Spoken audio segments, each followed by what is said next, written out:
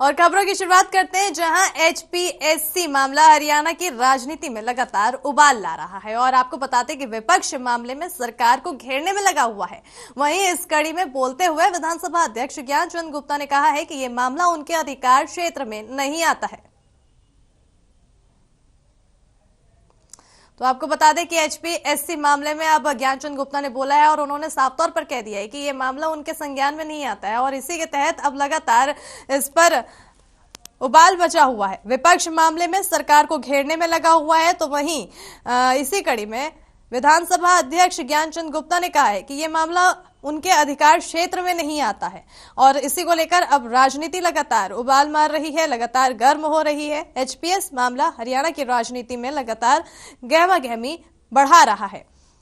उन्होंने कहा है कि ये पार्टी का मामला है और विधानसभा का नहीं है। और इसी के तहत उन्होंने आगे कहा है कि ये हमारे अधिकार क्षेत्र का मामला नहीं है। विधानसभा के अध्यक्ष हैं ज्ञानचंद गुप्ता, जो कि एचपीएससी मामले में बोलते हुए नजर आए हैं।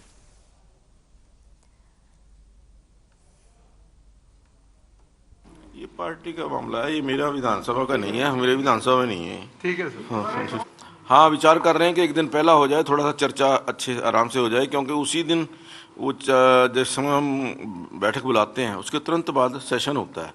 तो बहुत सारे जो कार्य उसके पश्चात करने होते हैं बैठक के, उसमें थोड़ा सा जल्दबाजी करनी पड़ती है। इसलिए हम ये सोच रहे हैं कि एक दिन पहले जो बीएसी की बैठक है उसमें बैठ करके पूरा हम सत्र किस प्रकार से चलाएंगे उसकी अच्छी सी चर्चा हो सके। नहीं, बैठक होगी आज, सामान्य बैठक होगी। वहीं जेजेपी के राष्ट्रीय अध्यक्ष अजय चौटाला के बयान पर ओपी चौटाला ने बोलते हुए कहा है कि ये इनेलो के गद्दार हैं और गद्दारों के साथ कोई समझौता नहीं किया जाएगा। ओपी चौटाला ने जेजेपी पर निशाना साधते हुए कहा है कि पदाधिकारियों और कार्यकर्ताओं में भगदड़ मची हुई है और इस भगदड़ को रोकने के लिए ही ऐसे भ्रम फैलाए जा रहे हैं। उन्होंने आगे कहा है कि कभी व्यक्तिगत और राजनीतिक जीवन में अपने सिद्धांतों और अनुशासन से समझौता नहीं किया है और जिन्होंने इनेलो के साथ अनुशासनहीनता की है, चाहे वो कितना भी बड़ा नेता या कार्यकर्ता हो, उसे कभी बर्दाश्त नहीं किया जाएगा। और इसी के साथ ही चौटाला ने कहा है कि ये लोग सत्ता के लाभी हैं और इन्होंने सत्ता पाने के लिए चौधरी देवीलाल के नाम को इस्तेमाल किया है और सत्ता मिलते ही इसका असली चेहरा लोगों के सामने आ गया है।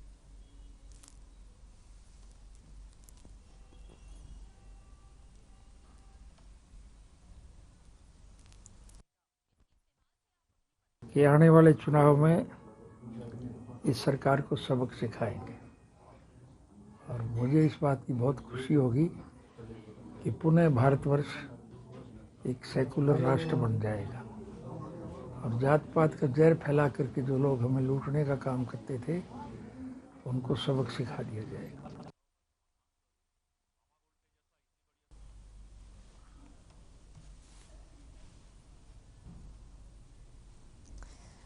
तो आपको बता दें कि ओपी चौटाला का जेजेपी पर वार सामने आया है, जहां पर अजय चौटाला के बयान पर ओपी चौटाला बोलते हुए नजर आए हैं।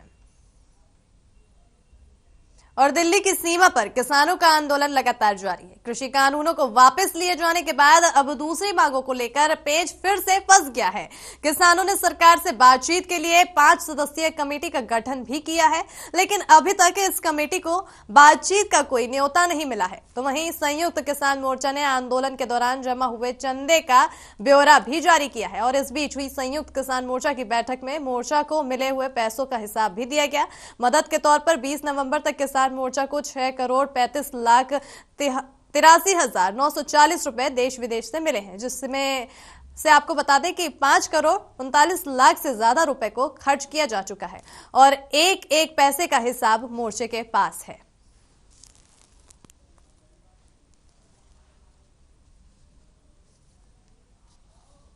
5 मेंबरी की जो मीटिंग अभी थी उसमें जो बाकी मेंबर हैं 9 मेंबरी उनको भी बुला लिया गया है, उसके बाद ही फाइनल करेंगे। कोई दिल्ली केंद्र सरकार का कोई निमंत्रण आया हुआ नहीं, अभी तक कोई निमंत्रण नहीं है, अभी तक सरकार की तरफ से कोई बात नहीं आई। किन मुख्य बिंदुओं पर बैठक की जा रही है? मुख्य बिंदुओं पे तो ये है कि जो पेंडिंग है, कोई मुआवजे की बात है, मुकदमों की बात है, एमएसपी कमेटी कैसी बनेगी, कितने दिन में रिपोर्ट देगी, कौन कौन शामिल होंगे, बस उन्हीं मुद्दों पर सरकार से बात होनी थी, अभी तक महसूस करनी है।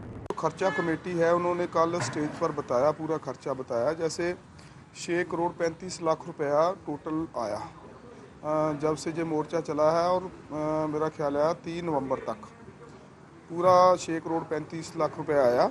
और उसमें से जो मेडिकल सहूलत दी गई, जैसे कोई हमारे मोर्चे से जा रहे हो किसान, किसी का एक्सीडेंट हो गया, किसी को दिल का दौरा पड़ गया, जो सब मिलाकर 68 लाख रुपया उसमें से खर्च हो गया। और जो पानी है, जहां मोर्चे में जब पहले पानी की बहुत कमी थी, उस वक्त भी मोर्चे को पानी दिया गया, और एक ट्रैक्टर स्पेशल लगाया गया, उसको तेल और दूसरे खर्चे भी दिए गए, और बाहर से लाकर पानी टैंकों में भर। और अब बात करेंगे रोहतक के, जहां सोमवार से पीजीआई एमएस के डॉक्टर अनिश्चितकालीन हड़ताल पर चले गए हैं और डॉक्टर्स पीजी के पहले बैच में दाखिला नहीं होने से नाराज है।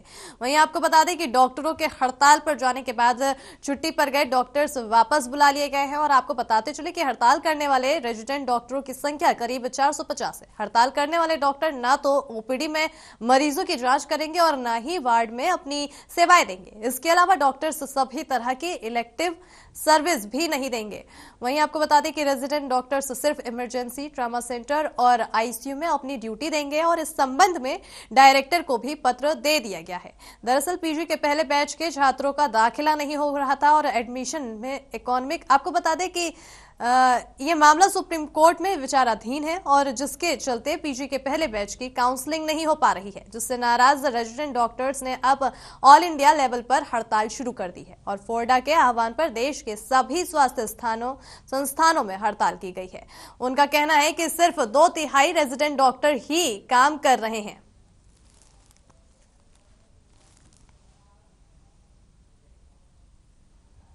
और इसी के साथ खबरों में फिलहाल इतना ही। मुझे दीजिए इजाजत, देखते रहिए हर खबर हरियाणा।